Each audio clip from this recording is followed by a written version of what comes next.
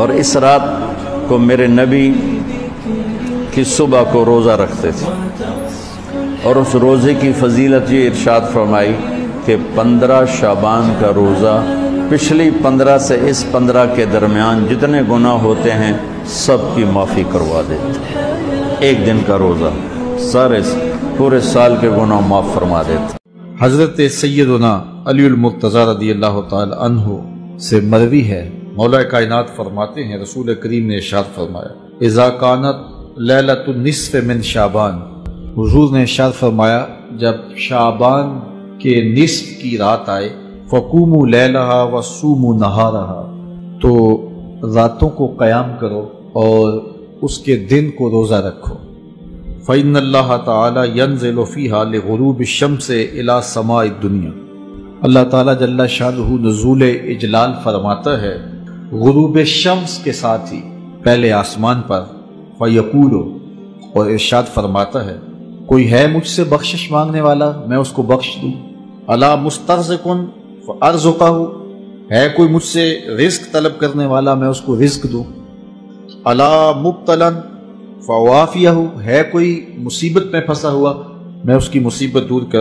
15 شعبان کا روزہ کسی صحیح حدیث سے ثابت بولو بھائی نہیں، صرف جمہور کے نزدیک عبادت ہے 15 شعبان کی، اس کے علاوہ باقی کوئی بھی چیز، میرا اس پر بہت ڈیٹیل میں بیان ہے، یوٹیوب پہ سرچ کریں وہ بیان آ جائے گا۔ میسج ٹی وی والوں نے ایک انٹرویو لیا تھا اس پہ، اس میں نے دلائل سے ثابت کیا ہے، پوری مدلل بحث کی ہے کہ نہ اس رات میں قبرستان جانا چاہیے، نہ اس رات میں حلوے پکانے چاہیے، نہ اس رات میں الگ سے کوئی نہانا دھونا چاہیے، نہ اگلے دن کا روزہ رکھنا سنت ہے، نہ پٹاخوں کی کوئی حیثیت ہے۔ سمجھ لو اب مجھے پتا ہے جو گالیاں آنے والی ہیں یوٹیوب پہ، چلو کوئی بات نہیں، اس کو بھی انجوائے کرتے ہیں۔ تو صرف ایک چیز ہے وہ، اور نہ اس رات میں تقدیر کے، صاف ہے قرآن میں کہ وہ لیلۃ القدر میں ہوتے ہیں۔ علامہ ابن تیمیہ رحمہ اللہ نے لکھا ہے کہ لیلۃ القدر کی اہمیت کو گھٹانے کے لیے بھی اس رات کو بہت زیادہ اہمیت دی گئی ہے۔ اگلے دن کا روزہ بھی کسی صحیح حدیث سے ثابت نہیں ہے، ابن ماجہ کی ایک روایت ہے وہ بھی سند کے لحاظ سے بہت کمزور ہے۔ تو وہی بات میں دوبارہ دہراؤں گا کہ فضیلت میں کسی عمل کی کو ثابت کرنا تو درست نہیں ہے، پہلے سے ثابت شدہ کوئی عمل ہو تو اس کی فضیلت میں ضعیف حدیث بیان کی جا سکتی ہے، ضعیف حدیث سے کوئی چیز ثابت نہیں ہوتی۔ تو 15 شعبان کا روزہ اس کا اسلاف میں ہمیں نہیں ملتا، کوئی کسی مستند روایت میں کوئی تذکرہ ہو کوئی، اور ابن ماجہ کی اس روایت کے علاوہ بھی کہیں ہمیں کوئی روایت نہیں ملتی۔ اور محدثین کے ایک اصول ہے کل ما تفرد به ابن ماجہ فهو ضعیف، خود ابن ماجہ حدیث کی ایسی کتاب ہے کہ بعض محدثین کی یہ تصریح ہے کہ صرف ابن ماجہ میں اگر روایت ہو اور کہیں نہ ہو، غالب امکان ہے کہ وہ روایت کمزور ہوگی۔ البتہ یہ ضرور ہے کہ ایام 20 کے روزے وہ سنت ہیں، ہر مہینے کی اسلامی تاریخ کی 13، 14 اور 15 تاریخ کے روزے رکھنا یہ سنت ہے۔ تو اس لیے علماء کہتے ہیں کہ اگر کوئی پہلے سے روزے رکھتے چلا آ رہا ہے ایام 20 کے روزے شعبان میں بھی رکھ لے، اور اگر پہلے سے نہیں رکھ رہا تو خاص 15 تاریخ کا روزہ رکھنا پھر یہ غلط ہے۔ حضرت سیدنا مولا مشکل کشا علی المرتضی شیر خدا کرم اللہ تعالی وجہ الکریم سے مروی ہے کہ نبی کریم رؤوف الرحیم علیہ افضل الصلاۃ والتسلیم کا فرمان عظیم ہے، جب 15 شعبان کی رات آئے تو اس میں قیام یعنی عبادت کرو اور دن میں روزہ رکھو، بے شک اللہ تعالی غروب آفتاب سے یعنی 14 شعبان کے غروب آفتاب سے آسمان دنیا پر خاص تجلی فرماتا اور کہتا ہے کوئی مجھ سے مغفرت طلب کرنے والا کہ اسے بخش دوں، ہے کوئی روزی طلب کرنے والا کہ اسے روزی دوں، ہے کوئی مصیبت زدہ کہ اسے عافیت عطا کروں، ہے کوئی ایسا، ہے کوئی ایسا، اور یہ اس وقت تک فرماتا ہے کہ فجر طلوع ہو جائے۔ پیچھے پیچھے اور پیارے پیارے اسلامی بھائیوں اور اسلامی بہنوں، شب برات میں اعمال نامے تبدیل ہوتے ہیں، لہذا ممکن ہو تو 14ویں شعبان المعظم کو بھی روزہ رکھ لیا جائے تاکہ اعمال نامے کے آخری دن بھی روزہ ہو۔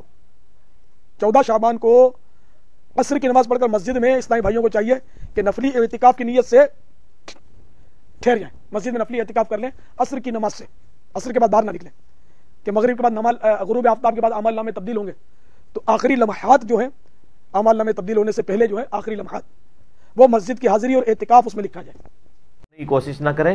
اصل ایشو یہ ہے کہ جو 15 شعبان کا روزہ ہے یہ الگ سے ایک عبادت ہے، اس کا تعلق شب برات کے ساتھ نہیں ہے۔ شب برات والی روایتیں کمزور ہیں، وہ آپ یوٹیوب پہ میرا کلپ دیکھ سکتے ہیں۔ 15 شعبان کا روزہ اس کی الگ سے فضیلت آئی ہے، شب برات کی وجہ سے نہیں، الگ سے۔ اس میں نے بتایا، چلیں اب میں دل جوئی کے لیے، چونکہ اب آج ماحول ہے، آج خود بائی چانس ہی آج 15 شعبان 1440 ہجری ہے، تو میں بتا دیتا ہوں۔ دیکھیں سنن نسائی میں ایک حدیث ہے، نبی علیہ السلام شعبان میں کثرت سے روزے رکھا کرتے تھے. تو صحابہ نے پوچھا یا رسول اللہ صلی اللہ علیہ وسلم آپ جتنے روزے شعبان میں رکھتے ہیں کسی اور مہینے میں اتنے روزے نہیں رکھتے، اس کی کیا وجہ ہے؟ آپ صلی اللہ علیہ وآلہ وسلم نے فرمایا کہ یہ وہ مہینہ ہے کہ جس مہینے میں نامہ اعمال اللہ تعالیٰ کے حضور پیش ہوتے ہیں، اور میری یہ خواہش ہے کہ جب میرا نامہ اعمال اللہ کے حضور پیش ہو تو میں اس وقت روزے کی حالت میں ہوں. ایک حدیث ہے بخاری اور مسلم میں کہ ایک صحابی کہتے ہیں کہ مجھ سے نبی صلی اللہ علیہ وآلہ وسلم نے فرمایا کیا تم نے سرر شعبان کا روزہ رکھا ہے؟ تو انہوں نے کہا نہیں یا رسول اللہ.